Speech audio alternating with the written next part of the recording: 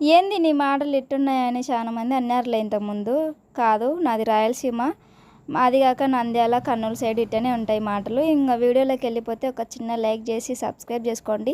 ఇక్కడైతే మా అమ్మ అన్నమాట. మా అమ్మ నేను చాలా సరదాగా ఉంటాము, మాట్లాడుకుంటాము. నేను వెళ్ళినప్పుడల్లా నేను ఎక్కువ ఎమోషనల్ అవ్వకుండా సరదాగా నవ్విస్తాను మా అమ్మతో బాగా మాట్లాడతాను అనమాట. మా అమ్మ ఉండి కాసేపు ఉండమ్మా, 2 రోజులు ఉండమ్మా అంటుంది. ఒక్కొక్కసారి అటు పోతా ఇటు వచ్చాను, చూసేస్తాను. ఇక్కడైతే మా నాయన. ఇంకొకటి, అట్ట పోయి ఇట రావడానికన్నా అక్కడ ఉండి స్పెండ్ చేస్తే వేరుంటుంది. కానీ మనకు అత్తగారింట్లోనే ఒకటి ఉంది కదా, ఉండలేమన్నమాట. పుట్టింటి నుంచి అత్తగారింటికి అయితే ఇంకా మనము పుట్టింటిలో ఎక్కువ రోజు ఉండలేము. ఇంకొకటి, పుట్టింట్లో ఉన్నప్పుడు నేను ఎప్పుడు ఎక్కడ ఒక్కరోజు కూడా ఉండలేదు, వేరే ఊరికి కూడా వెళ్ళలేదు. అత్తగారింట్లో ఇన్ని రోజులు ఎలా ఉన్నానని నాకు డౌటు. మీకు కూడా వచ్చింది ఆ డౌట్? ఖచ్చితంగా కామెంట్ పెట్టండి. వీడియో నచ్చితే ఒక చిన్న లైక్ చేయండి. లాస్ట్లో ఒక ఫోటో వస్తుంది, అదైతే నా పెళ్ళి ఫోటో. ఎలా ఉన్నానో ఖచ్చితంగా చెప్పండి. అలానే సబ్స్క్రైబ్ చేసుకోండి.